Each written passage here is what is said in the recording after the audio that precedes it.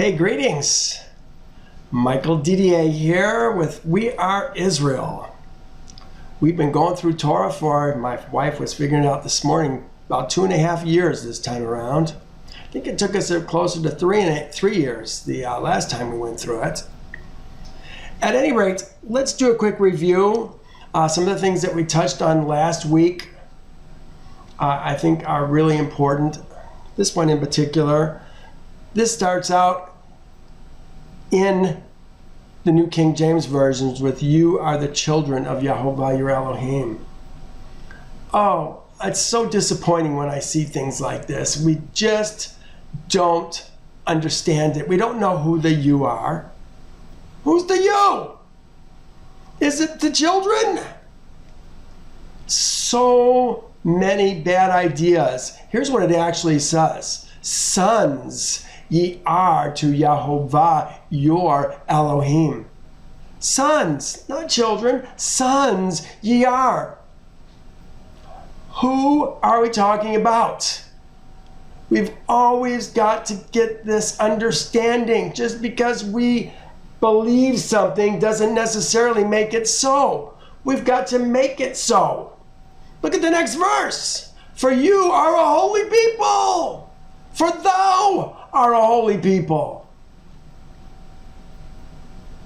To Yehovah thy Elohim. Context clues. We used it up above. Sons ye are to Yehovah your Elohim. Now they're going second person singular. For thou art a holy people to Yehovah thy Elohim. And Yehovah has chosen thee to be a people for himself. Who's he talking to? He's talking to the Ezra men. Look what he says. A special treasure above all the people on the face of the earth. This is who we're talking about. B'nai Israel. The spiritually born seed, the Ezra men. Look at verse 2. I'm sure I have it here. Here it is. This is 19. Exodus 19:56. Exact same situation. Now therefore, if you indeed obey my voice, keep my covenant. We did it once at Passover, but we need to continue. Then you shall be a special treasure, a segula, to me above all people. All people. We're talking about men people. Ezra men people. For all the earth is mine. Here, look at what it says. And you shall be a kingdom of priests and a holy nation. These are the words which you shall speak to who? B'nai Israel. Israel's seed. Not the children of Israel. Well, this chapter really was about clean and unclean food. Now he says, you shall not eat any detestable thing. He goes into behemah, 4-footed animals. Have to have hooves, split hooves, and chew their cud.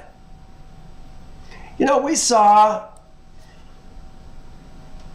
in Deuteronomy that it just wasn't crisp.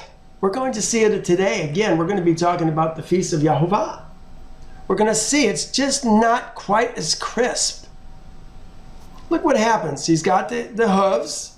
He goes then next to the fish. These you may eat of all that are in the waters. You may eat all that have fins and scales. Then he goes to birds. Basically, he tells us the things that we aren't supposed to eat. All the other things we can, but in the middle of the birds, he puts the creeping things. Here it is. Also, every creeping thing that flies is unclean for you. They shall not be eaten. So, it would appear from Deuteronomy that the bugs that they said we could eat in Leviticus 11, we can't do that anymore. Well, I don't believe that to be so. Look what it says here. This is what Leviticus said. All flying insects that creep. Oh, I can't even hardly do it with this. I need to have my own translation, that creep. It does seem to say on all fours. Well, we found out there are no insects with all fours. Yet these you may eat of every flying insect that swarms on all fours. Those that have jointed legs above their feet with which to leap on the earth. Well, it's said in, again, New King James Version, locust, then crickets and grasshoppers. No, it was 4 different kinds of locusts. But again, according to Deuteronomy, it doesn't look like we can do it. It's like I say, it's just not as crisp. Well, we have lots of problems with Deuteronomy. Now he says, you shall not eat anything that dies of itself. This is really interesting because it helps us to see the context. Remember, we are the Ezra, one law for the Ezra and for the Ger who dwells with thee. Well, here we're talking about thou, you, no, it says you, shall not eat anything that dies of itself. Thou may give it to the Ger. They said alien. Oh, it just confuses us. Why do we say alien? Why don't we say stranger? Who's within your gates? That would make more sense. Do you think maybe we do it? The translators do it? Because they want you to believe that you're the you and don't want to confuse the Ezra and the Ger? I wonder. You may give it to the alien who's within your gates. So you can't eat anything that dies of itself, but your Ger who dwells with you can. So can his family. He goes on. You may sell it to the foreigner, the Nokri. This is not the Ben Nokri. We don't know the Ben Nokri, but we can sell it to a foreigner. For thou art a holy people to Yehovah thy Elohim. Again, we're seeing who the thou is. Now, he goes to tithing. Thou shalt surely tithe of all thy increase of thy grain that the field produces every year. Grain, but then in the next verse, he's going to talk about new wine, oil, the firstborn of your herds. But look what he says, and you shall eat it before Yehovah your Elohim.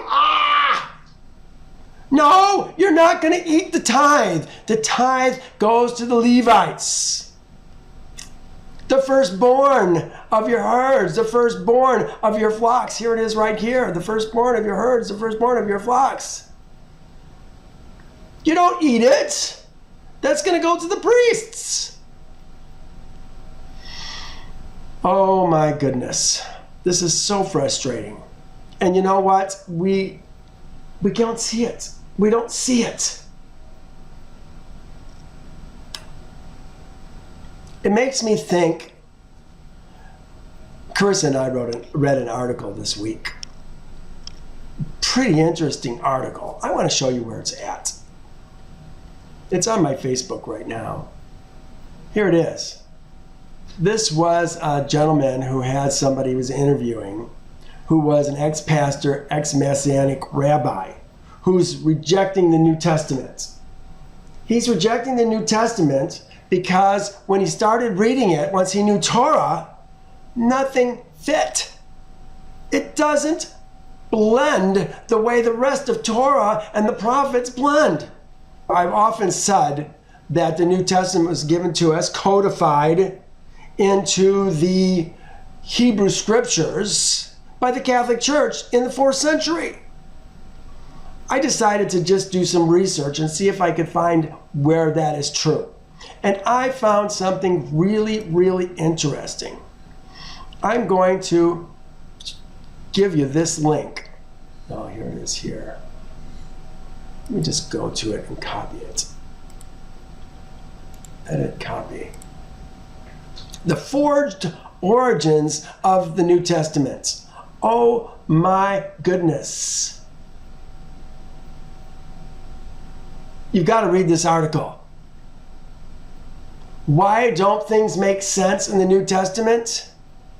Because it's a blend of all different religions that Constantine, the Roman emperor, was putting together.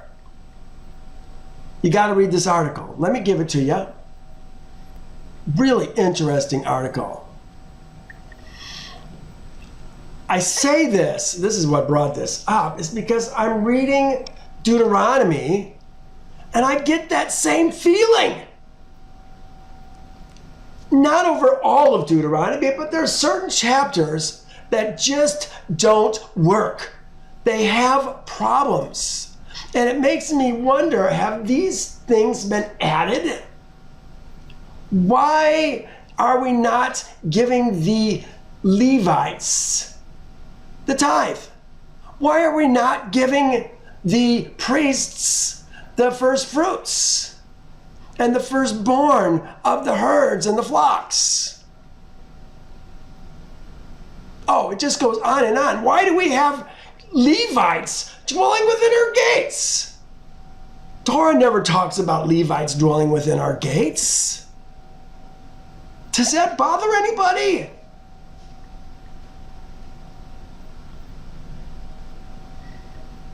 Well, this is frustrating. And this is, like I say, this is kind of the same feeling I get with Deuteronomy. Let's continue our review. I'm sorry, I didn't really want to make this so long. Then he goes on and he says, if the journey's too long for you, you can sell it. And then you, talking about the tithe again, the Bekor, sell it if it's too far for you and spend it on whatever your heart's desire. Oh, please, you're killing me. Well, let's go to chapter 15. Talking about every 7 years, we're going to have a year of release. Our creditors are going to be released and they're not going to owe us money anymore. Wow, wouldn't that be wonderful? Right now, we got to do a bankruptcy, destroy our credit in order to be free from all the debt that we've encumbered. And he says the whole reason that we do this was right here, can't see it, with the result of there being no poor among you. Verse 4, it says, except when there's no poor, there's always poor around us. That's what this verse was saying. For the poor will never cease. Look at who we're going to release. The neighbor and this brother. The brother was the Ezraman. The neighbor was the Ger. If the Ger had loaned money to an Ezraman, they'd still release it because there's one law for both. Let's move down. Oh yeah, here we're going with the Hebrew servant, the Hebrew man. If your brother, a Hebrew man or a Hebrew woman, they put a Hebrew woman. Why would they do that? Is sold to you and serves you 6 years. Then in the 7th year you shall let him go free from you, from thee. No, we don't let our female servants go. They don't serve us for 6 years. They serve us indefinitely. They are our women. You could sell a Hebrew servant, female servant, but she's still going to be a Hebrew servant. We saw this in Exodus, right down at the bottom. And if a man sells his daughter to be a female servant, slave, servant, amah, she shall not go out as the male, as these, what would it be? The Avedim do. The male servants do. Again, problems. It says, then you shall take an awl and thrust it through his ear to the door. This is if the man is going to leave. He says, I love my master. I love my woman. I love my sons. He says, I want to stay. So he does. He puts the awl through his ear. But it says, also your female servants you shall do likewise. No. Probably have an awl through their ear already.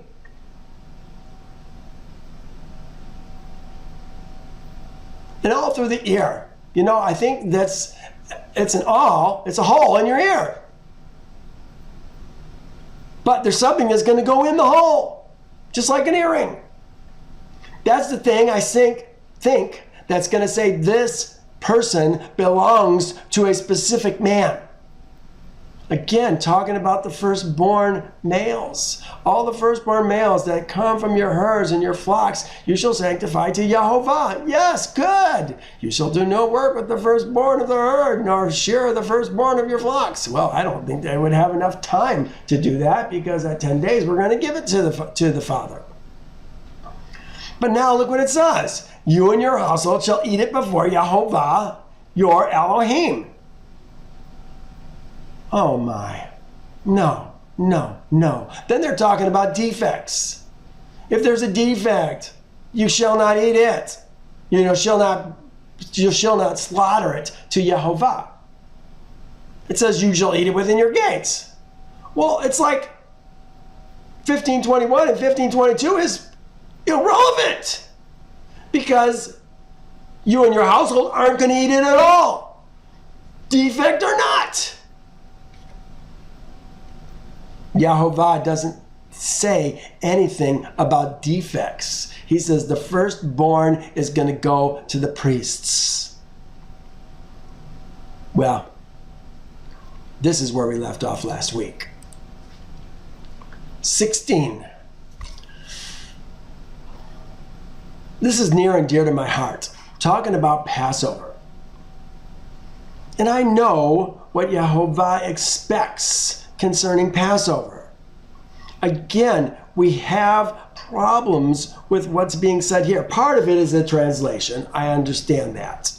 It says, observe the month of Aviv. Makes it sound like there's a month called Aviv, doesn't it? But what it actually says is this. Observe the Aviv month. The Aviv month. It's the month that we're going to see the Aviv in. Not always the same month. Sometimes it's in March. Sometimes it's in April. In my part of the world, United States, the Aviv month. There's a big difference there. Yehovah does it. What are the names of Yehovah's months? 1 month, 2 months, 3 months. In the second month, 15th day.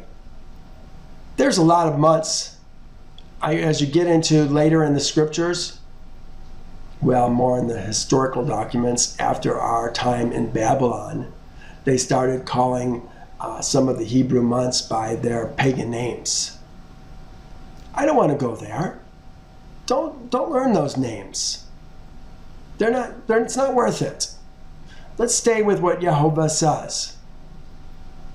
Now let's look at this. Observe the Aviv month and keep the Passover to Yehovah thy Elohim. For in the Aviv month, Yehovah thy Elohim brought thee out of Egypt by night. Who did he bring out? 600,000 men. Ezra, men. Those are the men that we counted. Yes, they had Ger dwelling with them. They called them the mixed multitude, really the mixed heads of families. Look what he says next. Therefore thou shalt slaughter the Passover to Yehovah thy Elohim. Slaughter. They say sacrifice. The Passover is something that we're going to eat. We slaughter it to Yehovah our Elohim. From the flocks and from the herds, it says. Where do we get herds? Let's look at some things here. it says, thou shalt slaughter. You know, when we have sacrifice, this idea alone would free many people from the false images that they've gotten from the New Testament. Because what do they say? That Yeshua is your perfect sacrifice. If they had to say Yeshua is your perfect Passover slaughter, and they understood that slaughter is something that you got to eat, maybe they would understand that there's a problem there. You think? Maybe not. Maybe they would go with the Eucharist and all the nonsense from the Catholic Church. They say herd. It's there. It's there in Deuteronomy. Here's the flocks, sheep and goats, ze'on. And the herd, bakar. In the place where Yehovah shall choose to cause his name to dwell there. Ooh, you know what?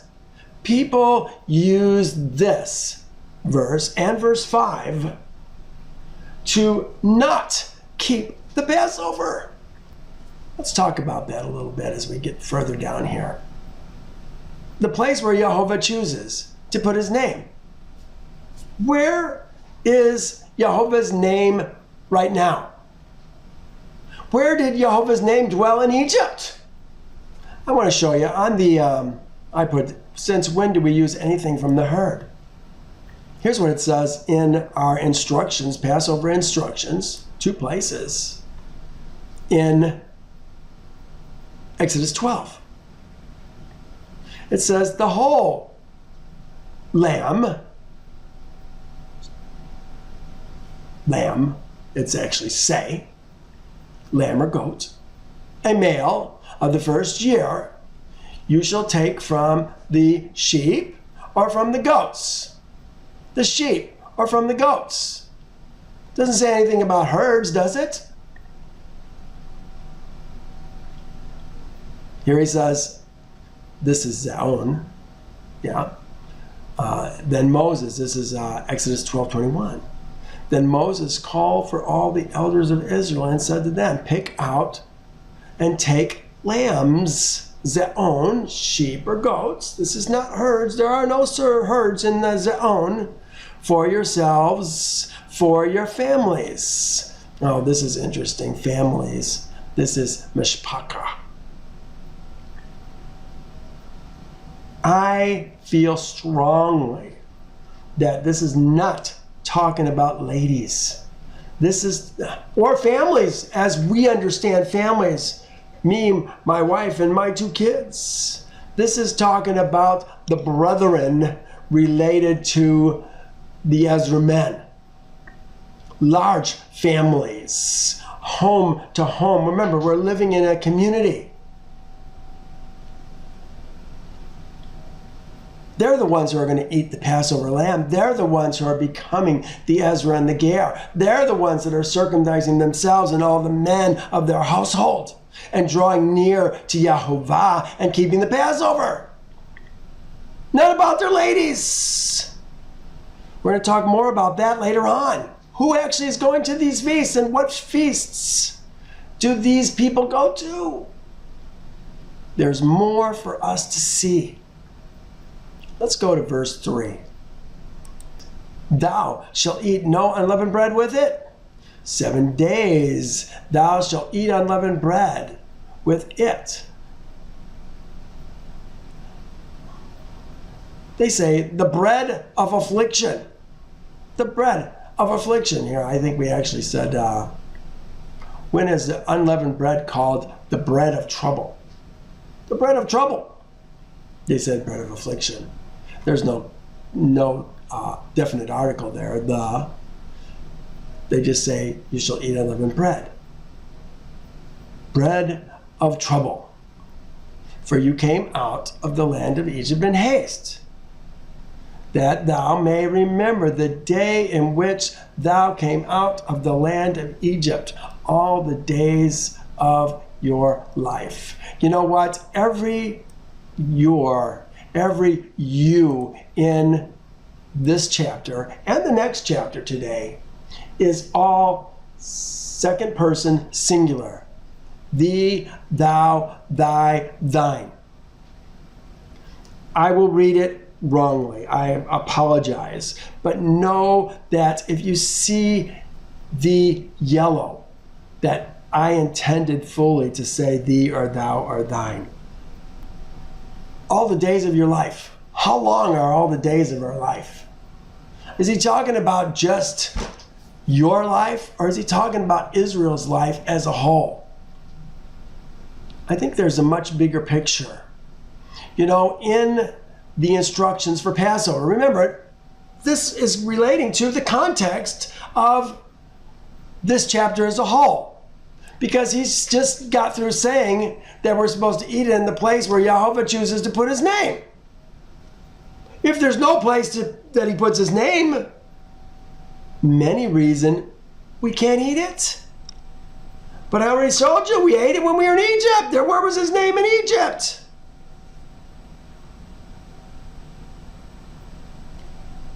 Again, we've got to go back to what Yehovah says.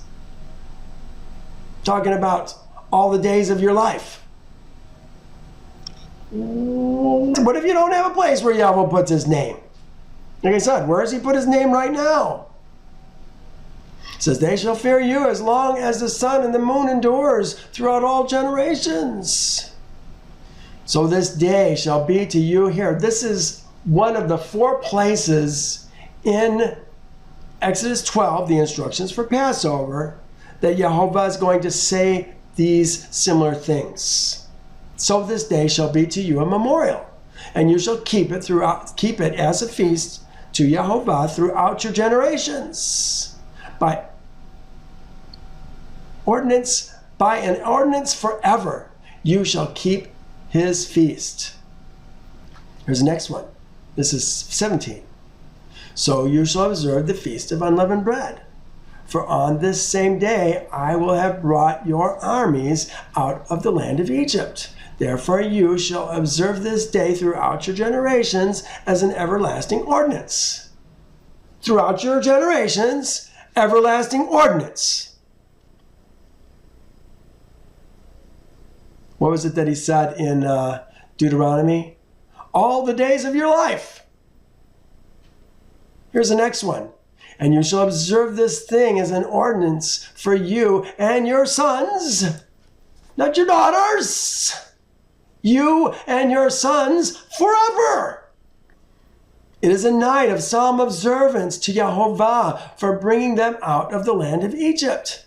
This is the night of Yehovah, a solemn observance to all Israel's seed throughout their generations.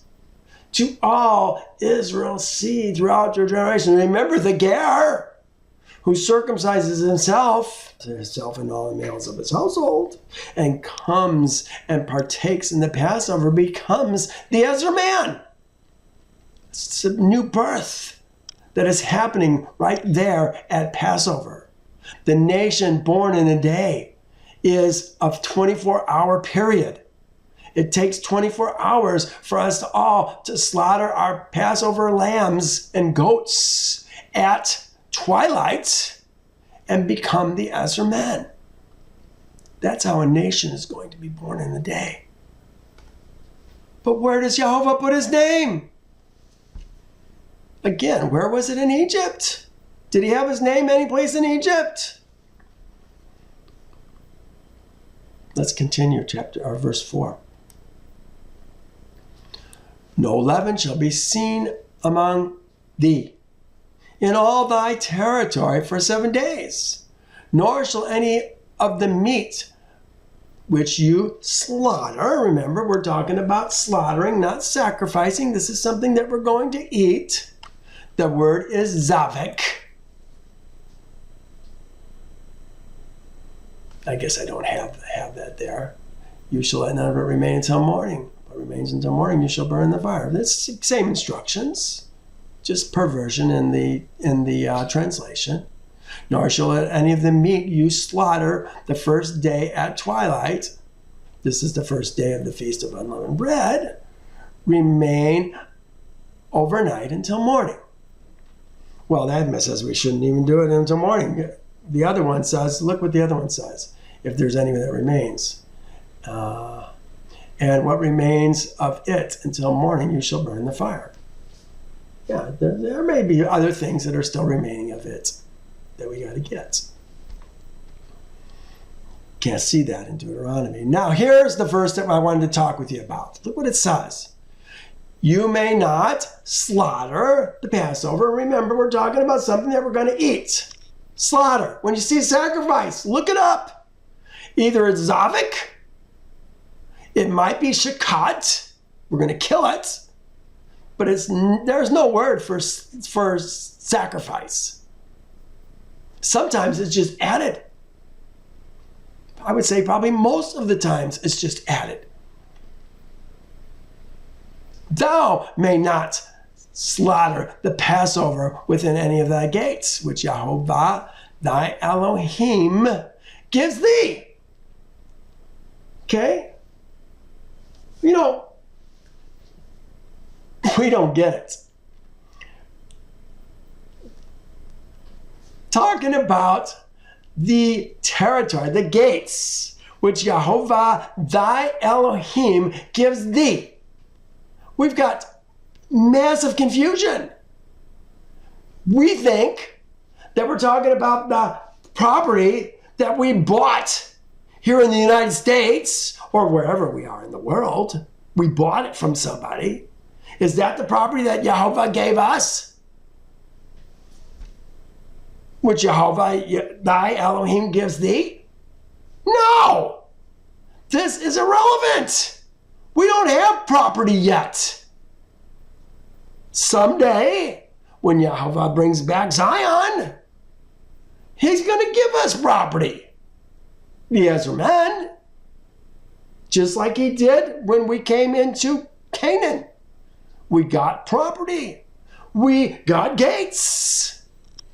There was a place where Yehovah's name was. This is not talking about our gates right now. Look at verse 6. But at the place where Yehovah thy Elohim chooses to make his name abide, there thou shalt slaughter the Passover at twilight, at the going down of the sun, at the time you came out of Egypt. This is what people do. They use this as their out for not keeping the Passover. You know, I wouldn't encourage most people to keep it. You got to be a ger first before you can keep it. Because the Gentile is not going to become an Ezra man if he's serving the Elohim of his land. You got to become a ger first and leave the kingdom of your birth. Then you can draw near and keep the Passover after you've circumcised yourself and all the males of your household.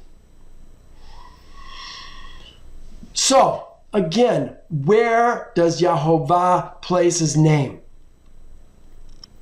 Which Yehovah thy Elohim gives thee. Yeah, where's that? He hasn't given us any land yet. I don't have any land. Nobody's got land that Yehovah's given them. They may think they have. Oh, he gave me the money to get it. No, don't you have to pay for it? He's going to give you the land. This is not the land we're talking about. Right now, no one has land given to them by Yehovah. The land he gives his Ezra men will cost them nothing and will always be theirs. That means no taxes either. Let me read this note. This says, always keep in mind that Deuteronomy is for Israel once they are in the land. This is what all of Deuteronomy is about once we're in the land. Maybe things will change.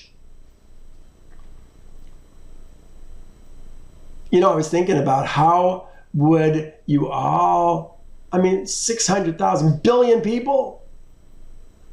We're talking about men, of course. But let's say we've got 1 million people. Will we be able to bring our lamb to the temple,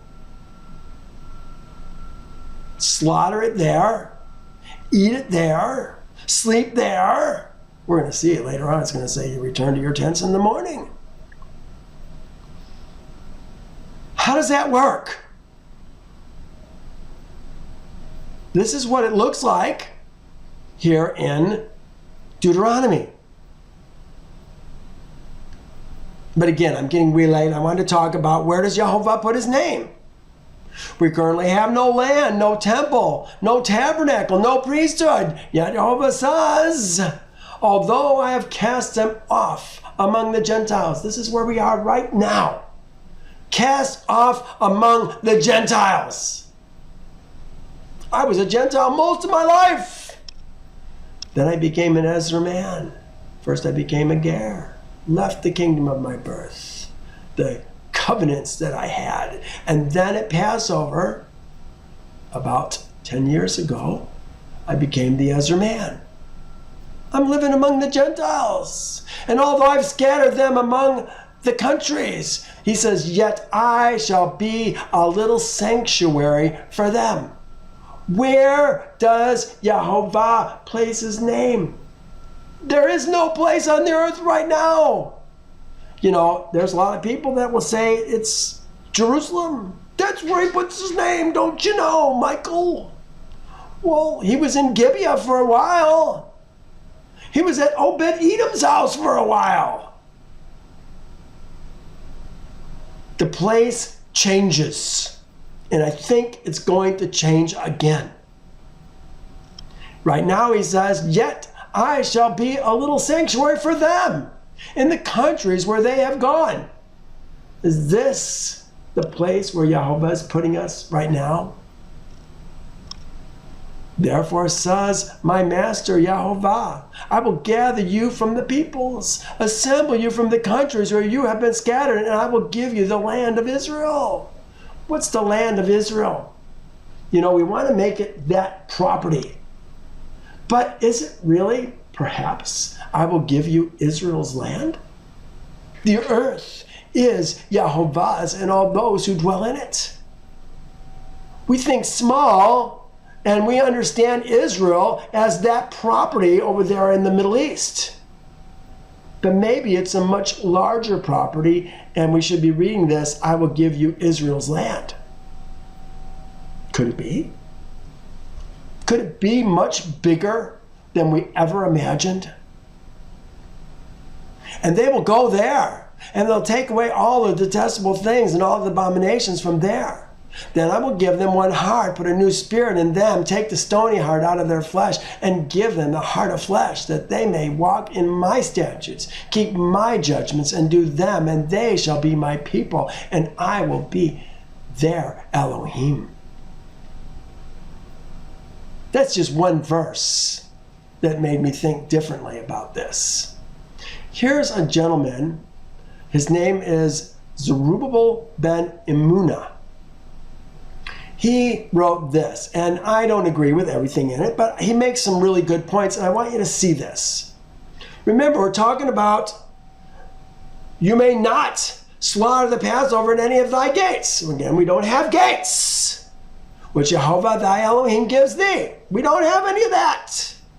But in the place where Yehovah chooses to make his name abide. Where's that? No place right now. When Yehovah makes his name abide, we see the fire and the smoke. That's how we know where his name abides. Look what it says here. And you shall slaughter the Passover to Yehovah your Elohim of the flocks or of the herd. He's actually quoting 16:2. Again, herds. Where's the herds? In the place where Yehovah chooses to cause his name to dwell. Well, there was a period of Israeli history in which Yehovah dwelt in Jerusalem. It has not been so for a very long time. Please note the following passage. This is Samuel 4:21. And he named the child Ichabod, saying, the glory is departed from Israel. This is when it was taken by the Philistines. Because the ark of Elohim was taken, and because of her father-in-law and her husband. And she said, the glory is departed from Israel, for the ark of Elohim is taken. What is happening in this passage is that Phinehas's woman, gives birth to a son right after the Philistines captured the Ark of the Covenant.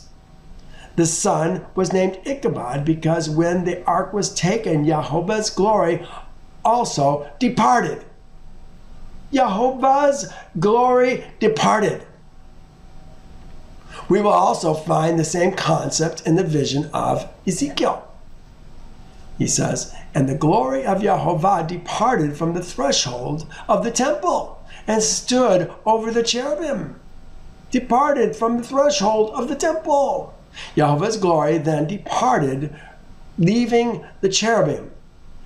As one reads this entire chapter, one finds that the glory of Yehovah departed because of the very gross sin of both Israel and Judah. Now please note this passage. He's going to use a New Testament passage. Jerusalem, Jerusalem, that kills the prophets and stones them that are sent to her. How often would I have gathered your children together, would be sons, even as a hen gathers her chickens under her wing, and you would not. Behold, your house is left to you desolate. For I say to you, you shall not see me again until you say, blessed is he, the male child, that comes in the name of Yehovah. We are waiting for the male child. That, by the way, that's my words. I think this man might be messianic. But we're waiting for the male child. Who's the male child? It's Israel, not Yeshua. Blessed is he who comes in the name of Yehovah. These are men sent by Yehovah, coming in his name. Well, Yehovah has caused his name to dwell in Jerusalem at one time because of the sin on the part of the leaders and the people of Israel and Judah. Yehovah left. He's not there in Jerusalem anymore. Therefore, it seems that Deuteronomy chapter 16 is actually prophetic utterance, future tense, to us today. Because it is clear from the text of Deuteronomy 16 that these things are to take place while we are dwelling securely in the land. Yeah, by the land which Jehovah has given us. And since we are not dwelling securely in the land at this time, it does not seem wise to apply these verses to us today.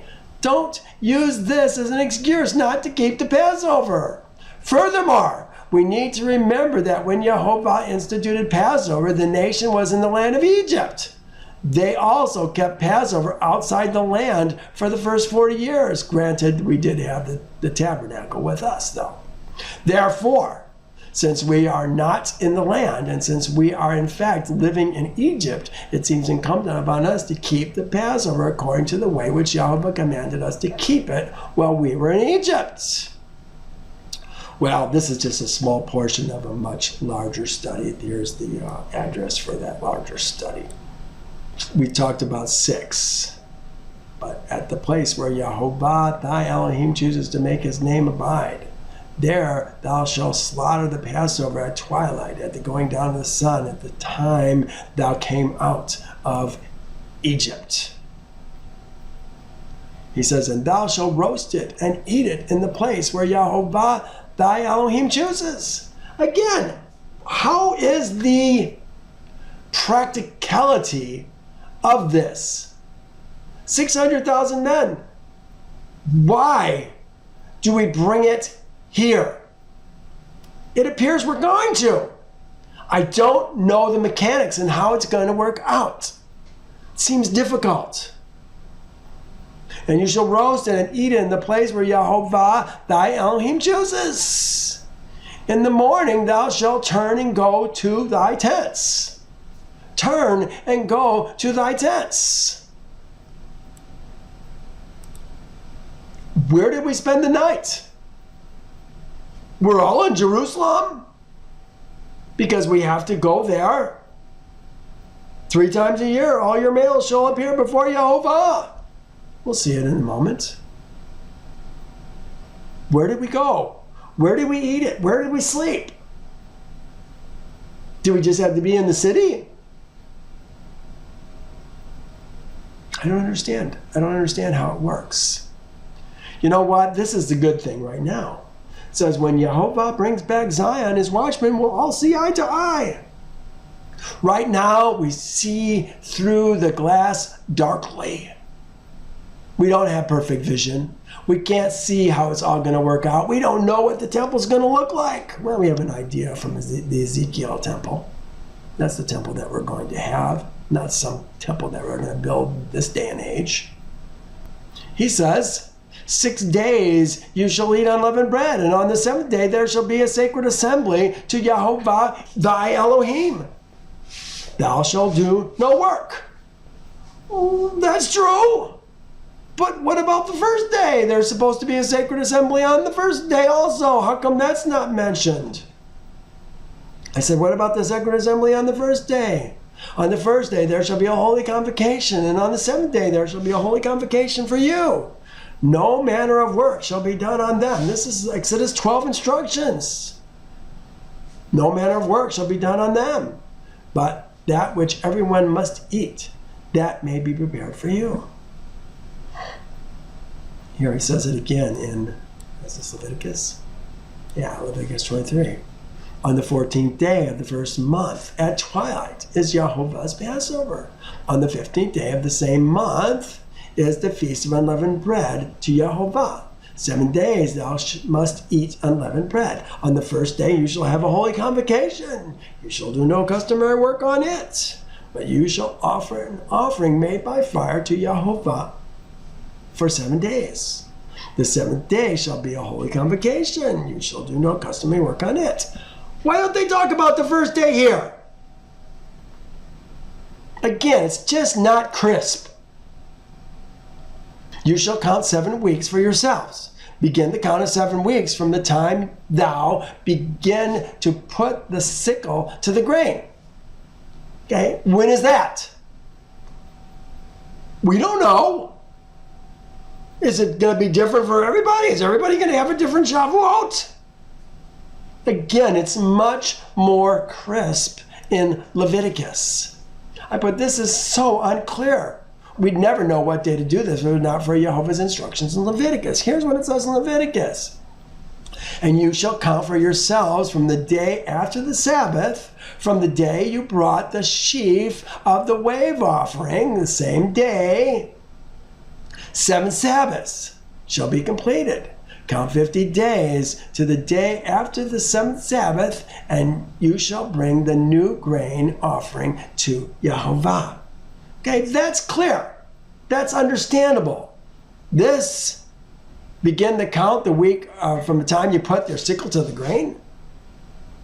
Maybe we're putting our sickle to the grain when we bring our first fruits to Yehovah, because that's when we can put our sickle to the grain. But again, you'll never understand that from just Deuteronomy, will you?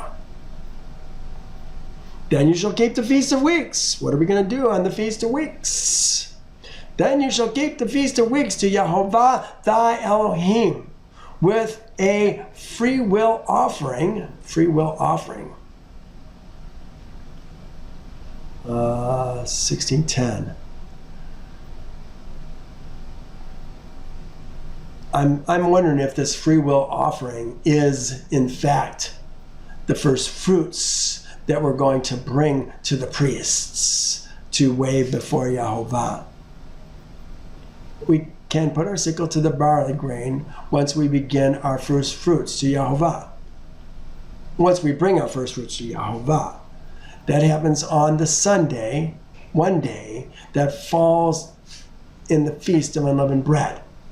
Now, that's really hard for people to understand. There is always going to be a Sunday because we have 7 days for the Feast of Unleavened Bread. There's always going to be a Sunday that falls during that. Wherever it is, that is going to be the day that we're going to bring our first fruits. It's that day that we're going to start our count towards the Feast of Weeks. This is the first fruits of the wheat harvest now. These are not clear instructions. This, where it says a tribute of the free will offering, really it just says a liberal gift. That's what it says. It doesn't say tribute. It says a liberal gift. A liberal gift.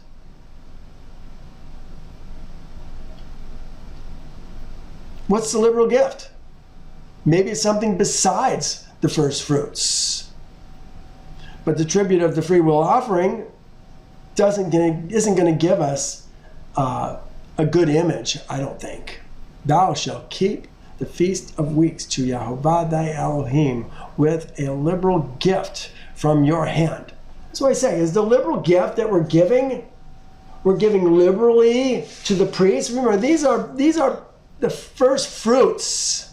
Just like the first fruits are just like our firstborn of our herd and the firstborn of our flocks is going to go to the priest. Here's the first fruits of our, what they call it, the grains. The first fruit of our harvest is going to be given to the priest. Here, this is Leviticus 23:17. Ye shall bring out of your habitation 2 wave loaves of 2 tenths. They shall be of fine flour. They shall be baked with unleavened bread. They are the first fruits of Yehovah. Oh, yes. You know what? I have to correct myself. We're not bringing a sheaf to the priests on the Feast of Weeks like we did on the first fruit that falls during Passover. In this feast, we're actually bringing baked bread. How can we be generous? Give a liberal gift. It says, you shall bring out of your habitation 2 wave loaves of 2 tenths. They shall be of fine flour, and they shall be baked with leaven. They are the first fruits unto Yehovah. So we're not bringing a sheaf, we're bringing bread. Of course, this does say a specific amount. 2 wave loaves, 2 tenths. They say 2 tenths deals. Some will say 2 tenths of an omar to give it a little bit more solid meaning. Maybe that, depending on what the omar is. Okay, verse 11. Thou shalt rejoice before Yehovah thy Elohim. Oh my. Thou and thy son and thy daughter, thy maidservant and thy female servant, the Levite who is within thy gates, the stranger and the fatherless and the widow who are among thee, as at the place where Yehovah thy Elohim chooses to make his name abide. You know, you read this, and we're never taught to question anything. This is part of the reason why I got kicked out of the Christian church and then kicked out of the Messianic church, because I kept challenging them to be crisp. What does Yehovah's word actually say? I remember one pastor talking about the U.S. Army being the watchmen of Israel. Oh my goodness, what nonsense. But you know, this is the kind of things that people want to hear. That way you can be Israel, don't you know? Your son, your daughter, rejoice. Let's take a look at this. Who actually is going to the feast? They're talking about daughters. They're talking about female servants. Talking about widows. Must be talking about the women who live with us as well. Remember, they're always left out, except for one spot, which we'll talk about right now. Who's back watching the goats? Who's feeding the chickens? Who's feeding the horse? No, everybody does not go to this feast. Even in the ones that we go to, everybody goes to. Well, we'll talk about it here in a second. What are the ladies and the servants doing here? The male and female servants don't seem to come even in the 7th year, Sukkot.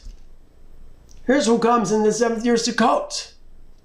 This is Deuteronomy 31, 10 through 13. Look what it says. And Moses commanded them, saying, remember, he's always commanding who? Israel's seed. At the end of 7 years, at the appointed time in the year of release. We talked about that in our last chapter.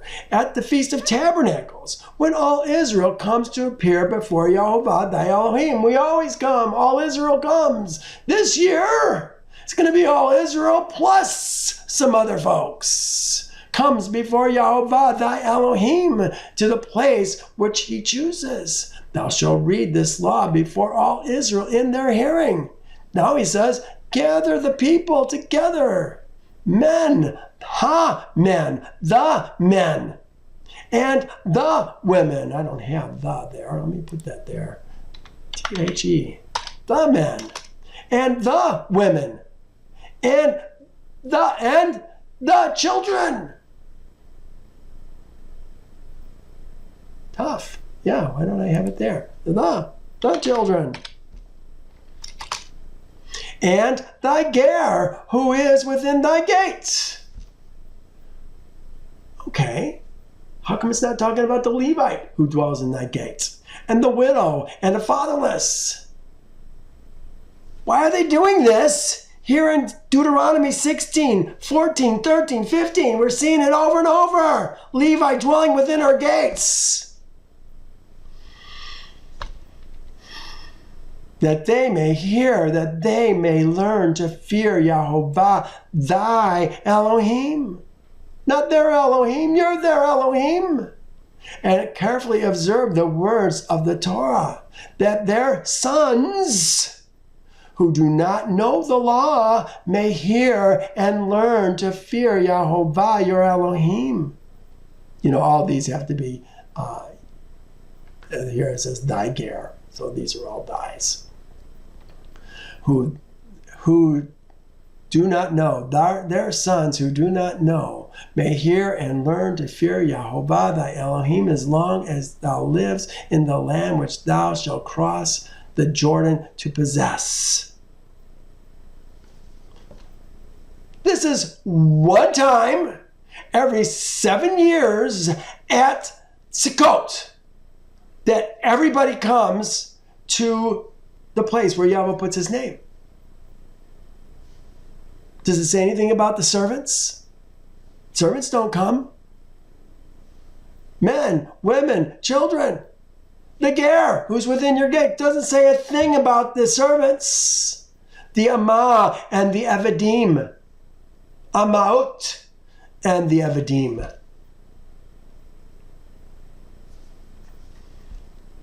Look what it says here. All the rest of the time, it is the males who appear before Yehovah. Here's 3 times. Exodus, and Deuteronomy. I want you to see this. This is important that we see this. It's talking about thy Zakor. Zakor. Those are thy males. 3 times a year.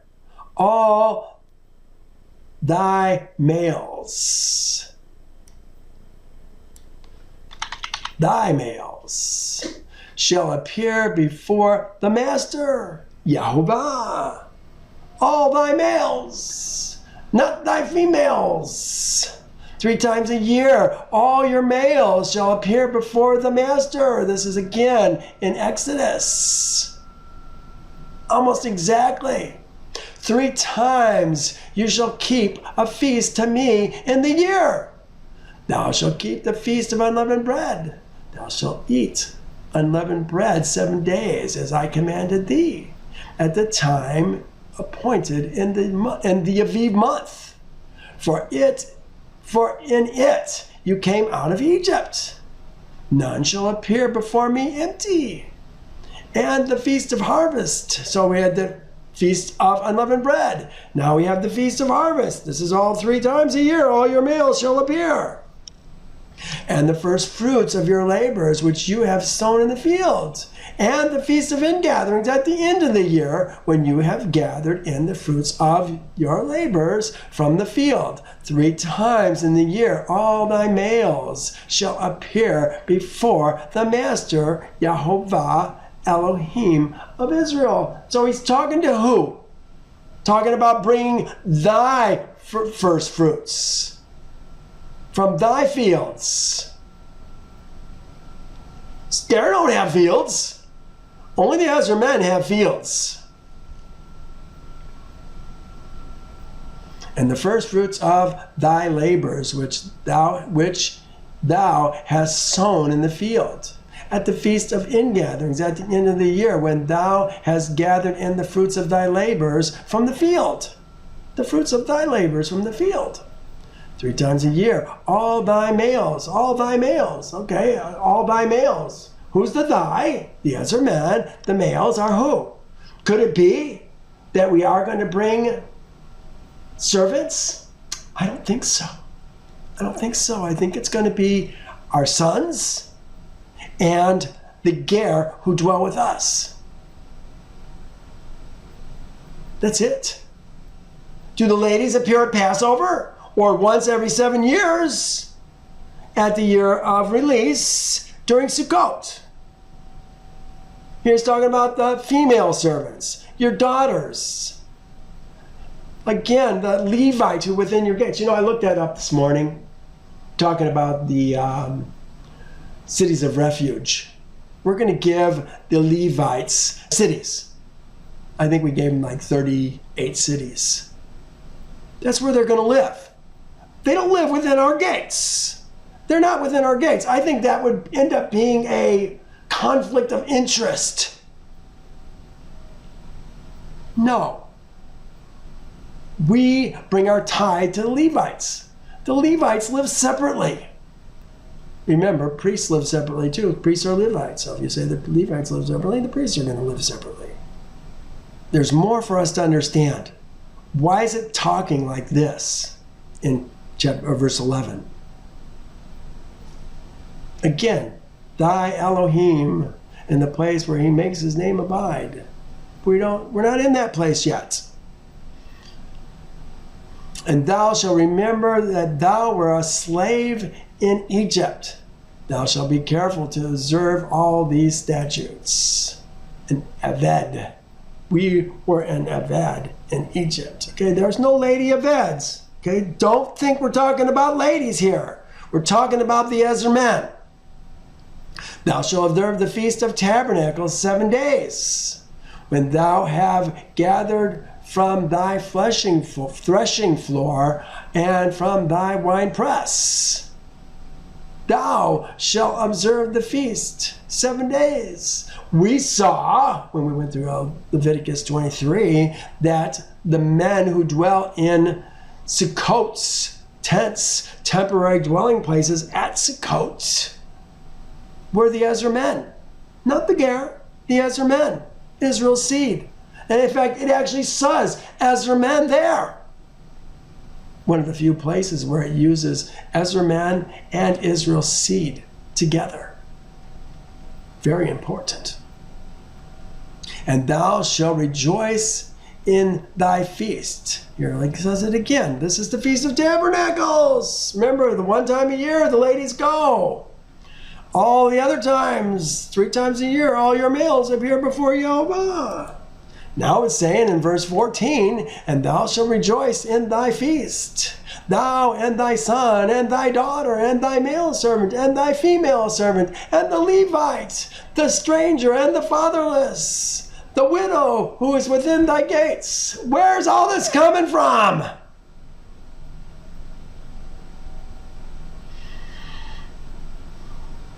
I don't like it. The ladies are not at the feast, but once every 7 years. Who's taking care of the animals? Yeah, exactly. Who's taking care of the animals?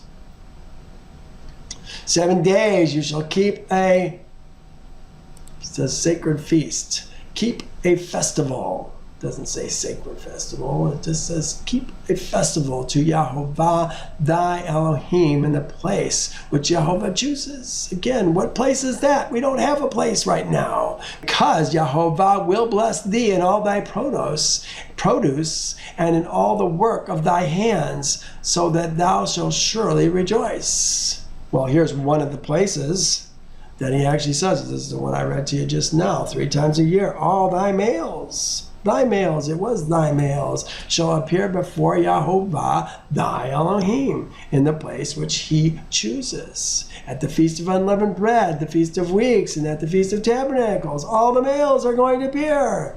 They shall not appear before Yehovah empty-handed. Every man. Every man. It says every man. It just says a man. It doesn't say every man. Sometimes it does say every man. It says ish. Or kol ish. That would be every man. This says, a man. A man shall give as he is able, as Yehovah thy Elohim has given a blessing unto thee. I put, who do these presents go to? They go to the priests. Every man shall give as he is able, according to the blessing which Yehovah thy Elohim, which he has given thee.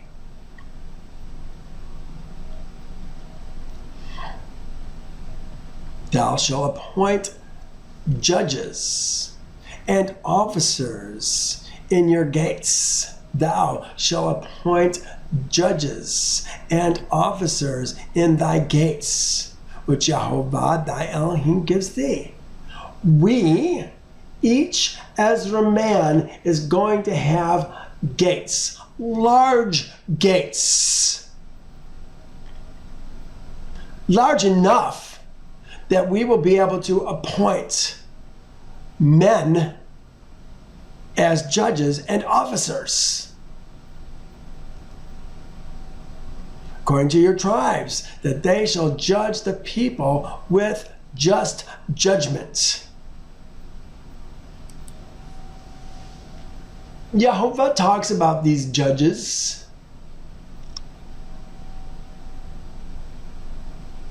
who are at the gates of the cities. We're going to bring the man, remember the man who says, I love my master, I love my woman, I love my sons, I want to be his servant forever. He's taking them to the judges. It gets translated as judges, but it's Elohim, the Elohim of the city. Isn't that interesting? We don't know what an Elohim is. These men are the Elohim that we have in each of our gates. Here's a thing I put together, Elohim of the earth. That was on the male child series. It was like part 2 or part 3 of the male child series. And Jethro said, blessed be Yehovah. He's talking to Moses, who has delivered thee out of the hands of the Egyptians and out of the hands of Pharaoh, and who has delivered the people from under the hand of the Egyptians. Now I know that Yehovah is greater than all the Elohim. All the Elohim. Hear that? Just talking about the Elohim of Egypt. For the very thing in which they behaved proudly, he was above them. He's Elohim of the Elohim. Here's another interesting one. If the thief is not found, then the master, the Baal of the house, shall be brought to the judge. Interesting that the master is the one who's going to be brought to the judge. You know, when your servant steps out of line, when your woman steps out of line, when your son steps out of line, the buck stops with the master of the house. This is why you can't keep a woman in your life who won't follow you. You won't keep a servant in your life who's not going to be an obedient servant, who's not going to be a careful servant. Shut the gates. Don't let the cow get into somebody else's plot, because the sin's on you. If the thief is not found, then the master, the Baal of the house, shall be brought to the judges to see whether the judges, see, they translate it as judging. It's the Elohim, Elohim, to see whether he has put his hand on his neighbor's goods. Here's a couple more. For Yehovah, thy Elohim, your Elohim, not what it is, your Elohim is Elohim of the Elohim and Lord of Lords. The El, great, mighty, awesome, who shows no partiality nor takes bribes. He's the Elohim, or he's Elohim of the Elohim. We talked about that a couple weeks ago, the Elohim's Elohim. So Yehovah said to Moses, see, I have made you Elohim to Pharaoh, and Aaron, your brother, shall be thy prophet. Well, now he's going to talk about these men that we're appointing. He says, thou shalt not pervert justice. Thou shalt not show partiality, nor take a bribe. For a bribe blinds the eyes of the wise and twists the words of the righteous. Yes, it does. I like this one here. This is the root, the branch that Yehovah is going to raise up in the last days. He says, there shall come forth a rod from the stem of Jesse, and a branch shall grow out of his roots. Who's Jesse? He's the father of David. The spirit of Yehovah shall rest upon him. The spirit of wisdom, of understanding, the spirit of counsel and might, the spirit of knowledge and the fear of Yehovah. His delight is in the fear of Yehovah. He shall not judge by the sight of his eyes, nor decide by the hearing of his ears. But with righteousness he shall judge the poor. This is what we're talking about right now. You shall not pervert justice. He shall judge the poor and decide with equity the meek of the earth. He shall strike the earth with the rod of his mouth. Hear that? These judges, these Elohim, are going to strike the earth with the breath of their mouth. And with the breath of his lips he shall slay the wicked. Righteousness shall be the belt of his loins, and faithfulness the belt of his waist. Talking about the plural he, Israel. The men that Yehovah is raising up in these last days. They have a heart, the same heart that David had. That's what makes them the root of Jesse. Yehovah looks at the heart, not the flesh. He's looking for men who are going to make themselves holy and fully his. Almost done with this chapter.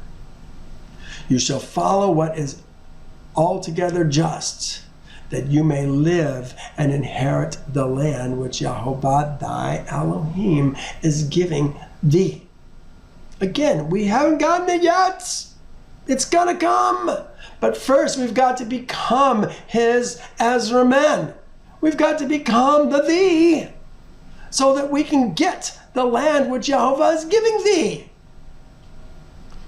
Don't think that believing in some New Testament understanding is going to make you one of Yehovah's people. It doesn't.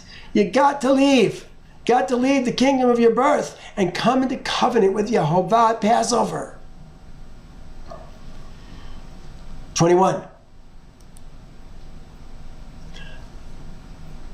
Thou shalt not set up thy Ashtoreth. Oh yeah, look at this. Isn't this interesting? They say wooden image. Thou shalt not plant for thyself any tree as a wooden image near an altar which you build for yourself. Oh, it's so perverted. Here's a better understanding. This is my translation. Thou shalt. No, actually, this is Long's literal or literal translation. Thou shalt not set up for thyself Ashtoreth. Ashtoreth. What's the Ashtoreth? Remember, we were talking about the Ashtoreth was this image of this woman of any tree. Sounds like you'd be a totem pole type thing even. That thou make for thyself in place of an altar for Yehovah thy Elohim. Don't set up an Ashtoreth pole. Don't set up an Ashtoreth, which thou make for thyself in place of an altar to Yehovah, thy Elohim. Do we do that? Some do. You shall utterly destroy all the places. Here, this is Deuteronomy 12. We went through this a couple weeks ago. You shall utterly destroy all the places where the nations which you shall dispossess serve their Elohim. Where are the nations serve their Elohim? The capital? How about all the capitals, the state capitals? How about all the city halls? How about all the churches? A lot of Elohim in the churches. Government buildings. In the places where they worship their Elohims, dispossess their Elohim. You shall utterly destroy all the places where the nations which you dispossess served their Elohims, on the high mountains, on the hills, under every green tree, and thou shalt destroy their altars. This is the places where they do their slaughters. The word here, the root of this word is zavek. Break their sacred pillars. This is their columns, their sacred pillars, their Washington Memorial type things. There's one out in front of the Washington Memorial. There's one in London. There's one in Rome. They're wooden images. This is the Ashtoreth, when we're talking about right here with fire. And it says, shall cut down their Elohim's carved images. These are the busts of all the images, maybe the paintings of former presidents and those kinds of people. We're getting rid of it. We're getting rid of the history. We don't want to know how did they serve their Elohim. Doesn't matter to us. We serve our Elohim differently, don't we?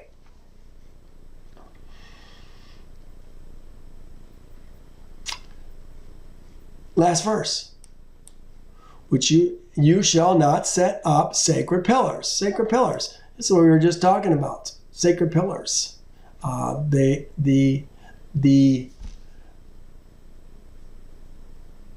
phallic symbols. The Washington monuments. The thing that's the phallic symbol that's out in front of London, or out in front of the St. Peter's Cathedral. And there's one in London as well. There's others. There's lots of them. These are sacred pillars, phallic symbols.